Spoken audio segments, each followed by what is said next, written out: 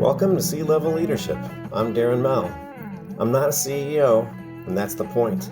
These conversations are about leading from the middle, where trust, empathy, and real work actually happen. Thanks for listening.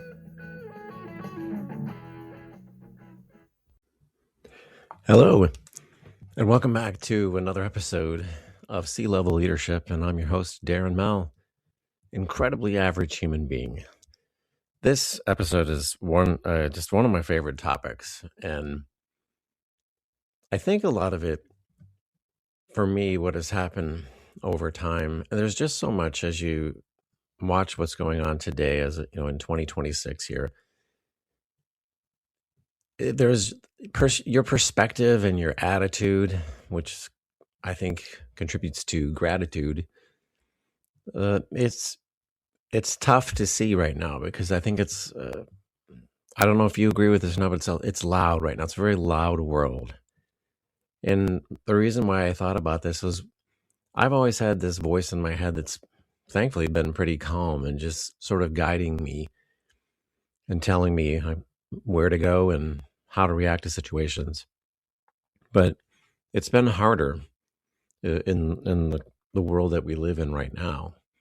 And I wanted to be a voice of, I find that when I start my days, if I read something, listen to something just to change my perspective, that stays with you typically for the whole day.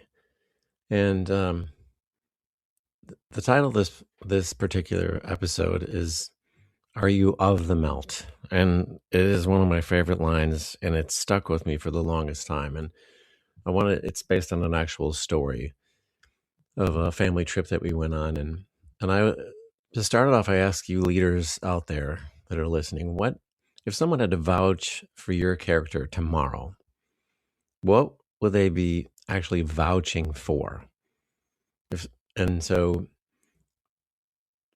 this is about trust, and trust it's a word that's used a lot, but I don't know if everybody understands how important it is.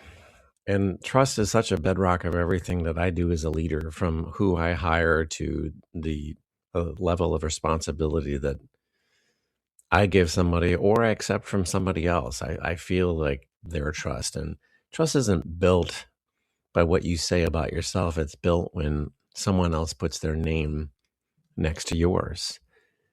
And so the story of where this of the melt came from was probably in the early 2000s.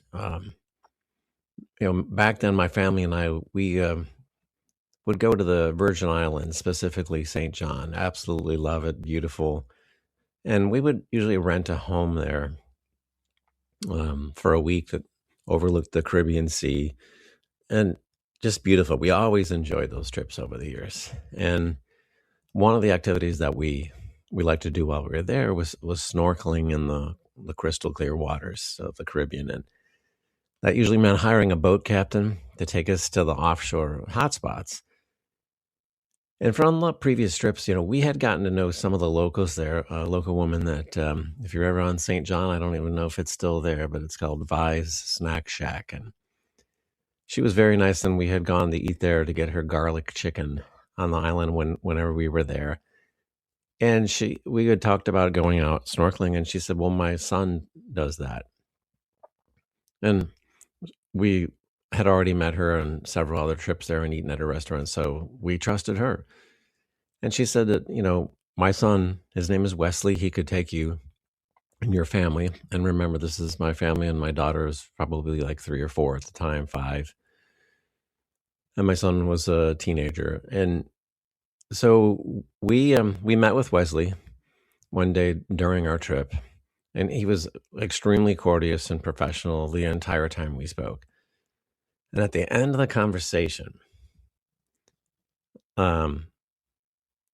he had let us know that the day that we had only a few days left. And so the day that we could go out on the boat wasn't going to work for him, because he didn't just do that. He had other jobs that he did.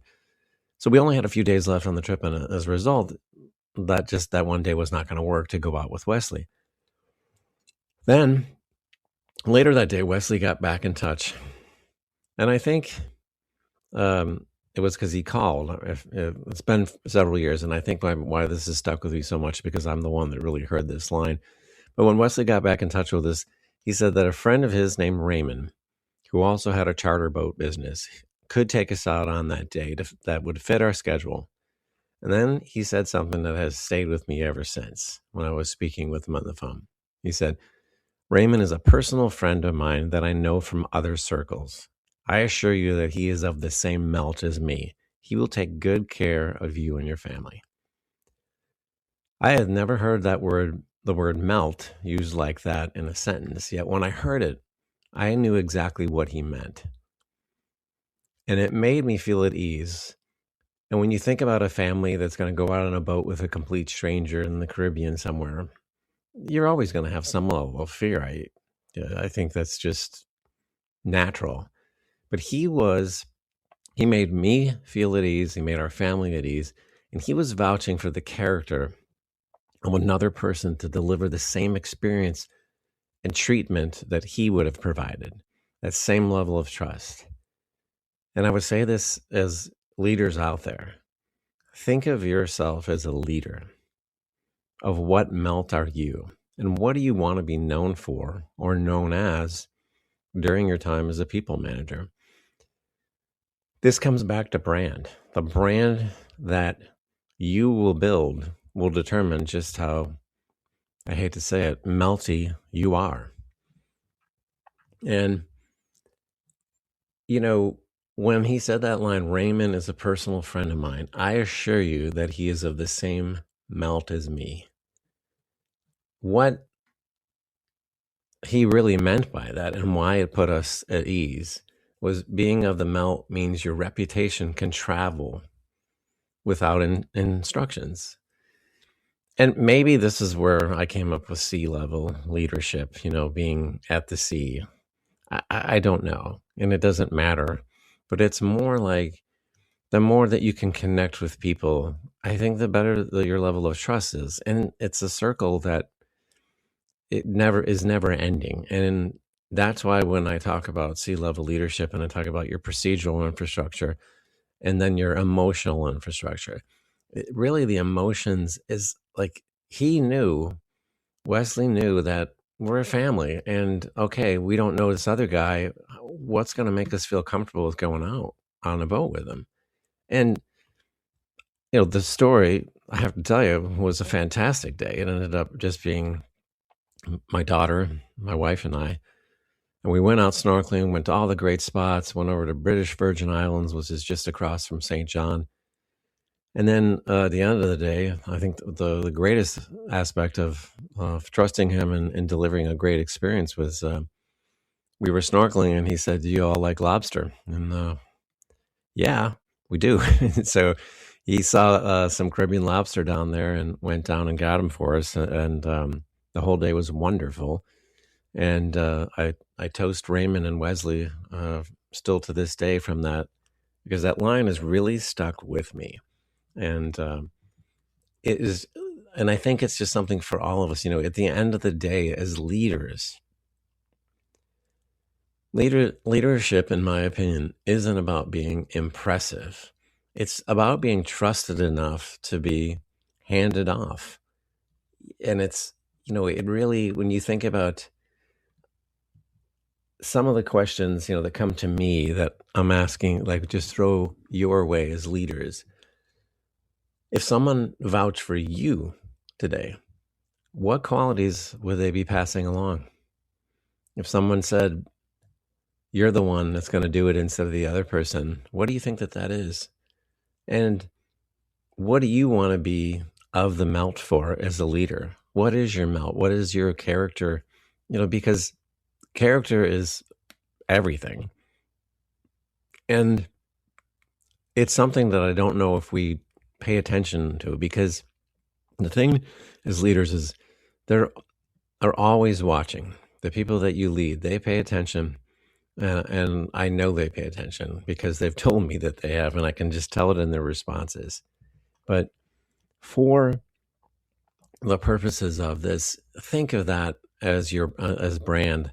This is someone that has a charter boat business in the Caribbean, and their character of taking a family out on a boat for the day was just as important as the leadership that we do here. No matter what, when you're vouching for somebody, there's a responsibility there.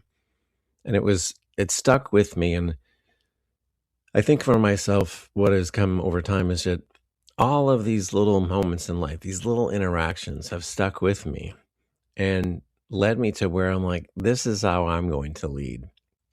And I think for most of us, ask yourself this too, is when is the last time that you really got leadership training? Yeah, I know there's some things you can do online and stuff like that, but it's something that I hope that you all and with myself is just to I listen to other leadership podcasts, and I try to just get little bits of information that can just give me a different thought, a different way, a different angle to look at something that will be inspiring and help me to lead people. And that's really what it is. You're helping to grow people's careers, and it's a responsibility that I take very, very seriously. One of my favorite ones of the melt. I really hope that you enjoyed this one, and I'd love to hear what you have to say about it. Or do you have a story where somebody's character came into play? Feel free to put it in the comments and chat. I'd love to hear from you. And that is all for today. Until next time, my friends, this is Darren Mel, Sea Level Leader. Talk to you next time. This has been Sea Level Leadership with Darren Mel, Average Human Being. Thanks for listening.